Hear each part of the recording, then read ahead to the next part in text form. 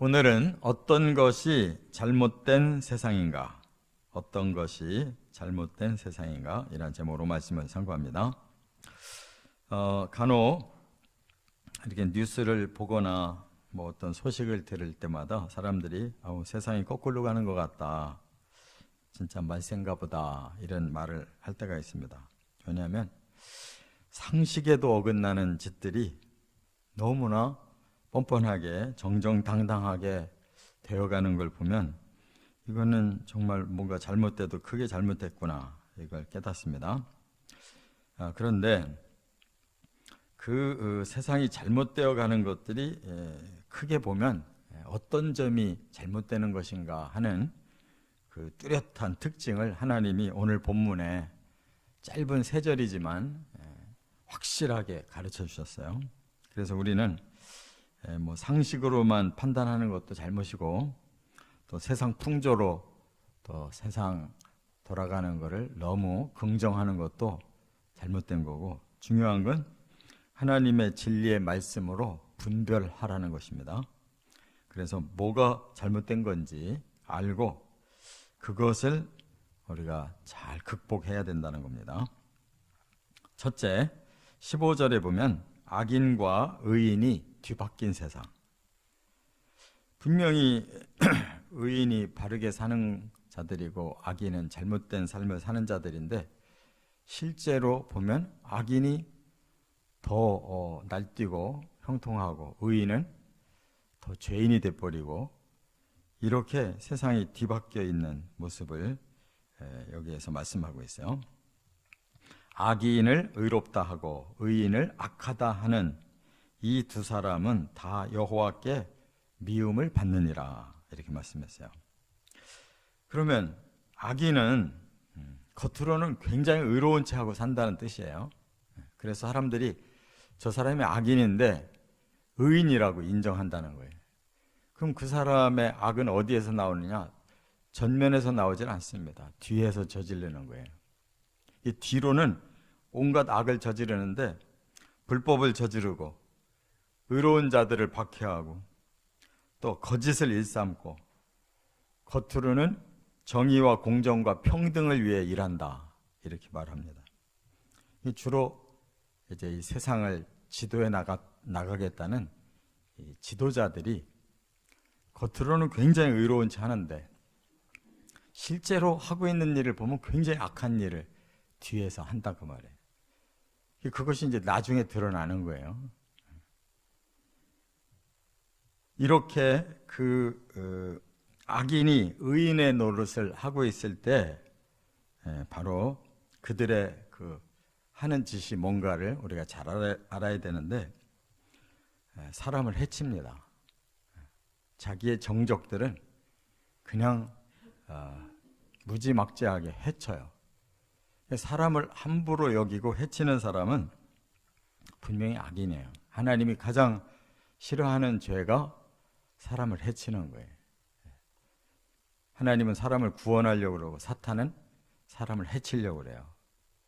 근데 바로 진짜 악인들은 겉으로는 굉장히 사람들을 위해서 산다고 이렇게 선전을 하는데, 실제로 보면 사람을 굉장히 함부로 여기고 죽여요. 테러를 잘 일으키고 암살을 하고, 그 대신 뭐에 굉장히 눈독을 들이느냐? 돈에 눈독을 들여요, 악인은. 그래서 그 돈 가지고 권력도 얻고 명예도 얻겠다고. 그래서 돈이 아주 최고의 수단으로 여깁니다. 그런데 의인들은 언뜻 보면 드러나질 않아요. 올바르게 살려고 하는 사람들은 이렇게 바로 드러나질 않습니다. 왜냐하면 의로운 체를 안 하니까, 그냥 진실하게 의를 행하려고 하니까 선전이 되질 않아요. 그러나 그 의가 아무리 거짓으로 놀아나는 자들의 거짓된 자들에 의해 놀아나는 것 같아도 그 의는 길게 가면 반드시 드러나게 돼 있어요. 그래서 결국은 이제 하나님이 그걸 판결하시는데, 악인을 의롭다 하고 의인을 악하다 하는 이런 자들을 하나님은 미워하신다. 여기 미워한다라는 이 단어가 이 토에바라고 그러는데 가증히 여기고 혐오하시고 증오하신다 이런 뜻이에요. 그러니까 하나님의 마음에 그렇게 뒤바뀐 자들을 보면 막 마음에 하나님이 그들에 대한 분노가 막 일어난다는 뜻이에요. 그래서 하나님도 참고 계시고 또 그들에게 기회를 이제 변화될 기회를 주시지만 그게 안 되는 사람들이 있어요. 끝까지 그렇게 나가는 사람들. 그러면 하나님께서 결국은 이제 손을 드시고 징계하실 수밖에 없어요.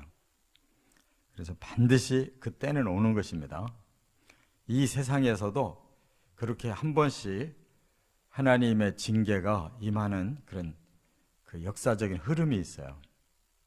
그렇기 때문에 그 악인들은 그거를 깨닫지를 못하고 자기들이 다 그걸 이루는 줄로 알고 있어요. 이루어지는 듯한 그 절정에 끝장나는 겁니다. 역사는 반드시 하나님의 주권에 있다는 것을 깨달아야 될 줄 믿습니다. 두 번째, 또 어떤 것이 잘못된 세상이냐? 16절에 보면 돈으로 지혜를 사려는 세상이다 하는 거예요. 돈으로 지혜를 산대요. 여기 16절에 미련한 자는 무지하거늘 손에 값을 가지고 지혜를 사려 함은 어찌민고 그래서요. 본래는 미련한 자하고 무지한 자예요. 그런데 그들이 지혜를 사서 그들이 그 지혜를 사용하겠다라고 생각한다는 거예요. 뭘로? 손에 값을 가지고. 이 말은 뭐냐면 손으로 벌어들인 돈 가지고 그 말이에요.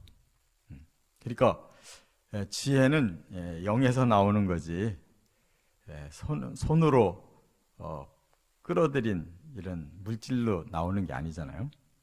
그런데 그들은 반대로 산다는 거예요. 지금 세상은 진짜 지혜는 다 막혔어요. 이 세상적인 지혜만 지금 야단인데 말하자면 사람의 기술로 모든 지혜를 다 활용한다고 생각해요. 근데 그 사람의 그 지식의 손으로 만든 기술 가지고 나온 것이 이 세상을 이렇게 타락시키고 자연을 파괴하고 다 변질시켜 놨잖아요. 그러니까 사람은 영의 지식으로 살아야지 세상의 기술로 살면 점점 망하는 길을 택하는 것입니다. 우리 인류의 역사를 보세요. 이 가인의 후예들이 이제 주도권을 잡아요. 초기 역사에. 그래서 기술 문명이 그들에게서부터 시작돼요. 그러나 이 아벨 대신 주신 셋의 자손들은 이제 의인들이 계보를 이뤄요. 근데 역사의 그 문명이 이 가인의 후손에서 다 나와요. 그렇기 때문에 이 세상이 홍수 심판을 받았는데도 불구하고 다시 그 셋의 후손들이 또 타락해가지고 역시 세상 문명을 이루어가는 자들, 바로 이 함의 후손들이 세상 문명을 이뤄갑니다. 그래서 이 처음 메소포타미아 문명, 함의 자손들이 일으킨 거예요.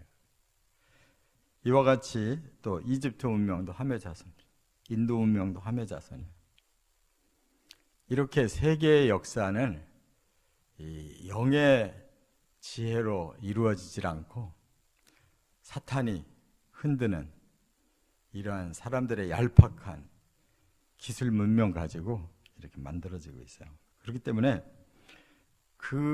그들이 이제 이뤄놓은 이 한마디로 말하면 돈의 힘, 이것이 세상을 다 움직이려고 하는데 그건 지혜가 아니다 그 말이에요. 그렇기 때문에 결국은 미련한 짓을 하고 무지한 짓을 하게 한다는 겁니다. 여기 이 미련이라는 말은 캐실이라고 그러는데 멍청이라는 뜻이에요. 멍청이. 영이 중지됐으니까 멍청하잖아요.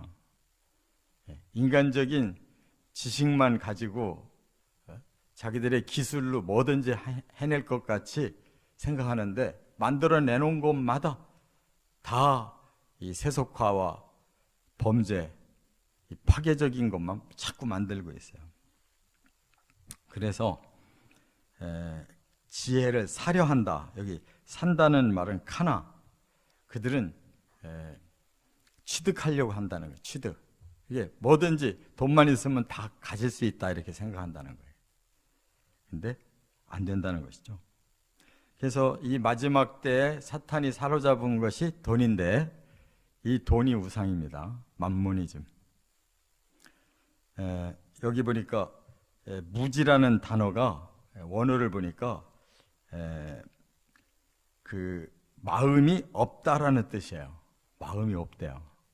그러니까 이 무지가 마음이 없다는 게 도대체 뭐냐?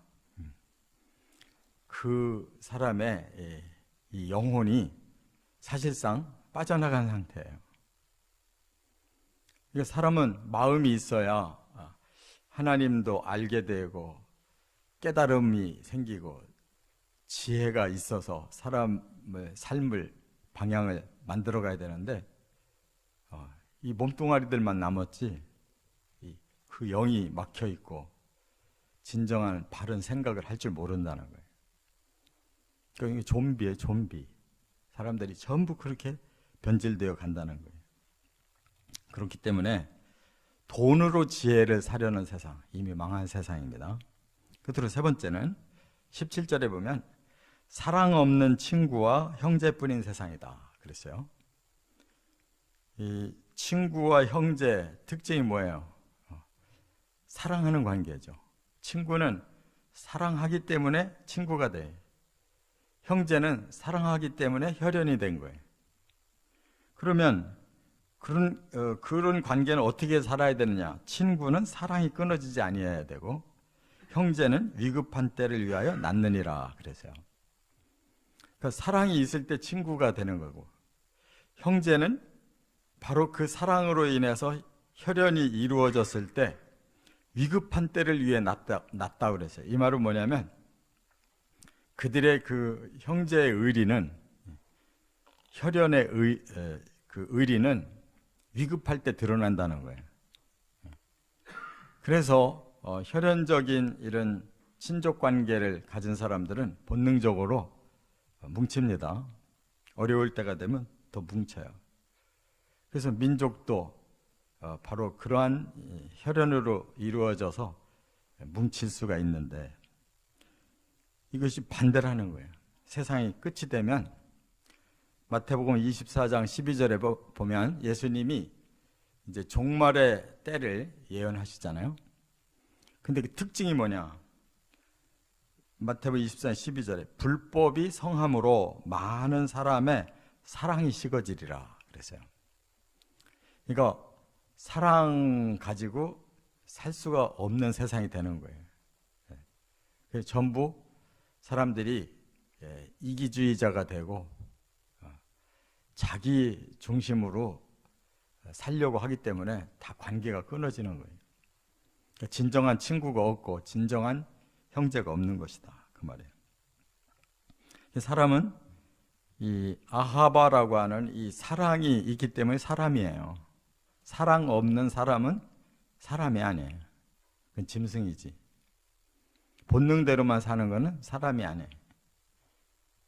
그리고 바로 그 악을 아예 마음에 품고 사는 자는 사탄이에요. 그런데 사람은 하나님을 닮은 형상이 살아있는 동안에는 사랑을 할 수가 있어요. 사랑은 하나님의 것이고 하나님의 형상의 특징이에요. 사랑은. 근데 이 마지막 때에는 사람들이 사탄에게 다 속아서 불법 천지가 된다는 거예요. 그러면 그 사랑이 싹 사라져요. 왜? 그 사랑으로 살면은 손해보고 괴롭고 불편한 거예요. 그래서 사랑이 사라져요. 그런데 진정한 사랑은 위급할 때를 위하여 낳다. 이 말은 뭐냐면 환난 때문에 오히려 그 형제가 진정한 형제가 된다는 거예요. 그 환난 때에 드디어 나타난다 그 말이에요. 진정한 사랑이 뭔가가. 우리가 지금 다 육적인 혈연은 달라요. 한 가지 새로운 혈연으로 뭉친 사람들이 우리 그리스도인들인데, 예수의 보혈이 우리에게 모든 죄를 씻어주시고 하나님의 자녀로 우리가 새로운 혈연이 됐어요. 그러면 진짜 신자는 어느 때에 나타나느냐? 환난 때에 나타나는 거예요. 여기 이 위급한 때를 위하여 그랬는데, 이 위급이라는 말이 자르라 그러고 환난을 말하는 거예요. 극한 환난.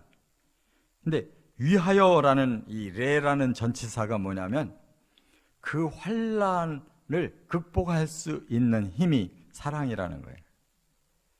우리는 하나님의 사랑으로 이렇게 환난까지도 극복할 수 있는 이런 사랑을 하나님이 주신 줄 믿습니다. 그래서 순교까지 할 수 있는 거예요. 그 사랑 때문에. 근데 이 세상은 그런 게 없어요. 그럼 왜 친구가 되느냐? 이기적인 이익이 서로 공통점이 있으면 뭉치는 거예요. 우리 형제다 그래도 좋을 때만 형제지. 상황이 달라지면 싹 끊어지죠.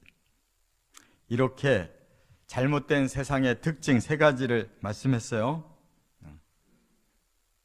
의인과 악인이 뒤바뀌어 있다는 거. 악인들이 의인인 체하고 사는 거예요. 돈만 있으면 세상에 어떤 것도 할 수 있다. 이게 돈으로 지혜를 살려고 한다는 거.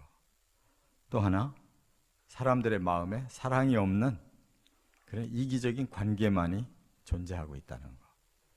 이것이 세상의 끝입니다.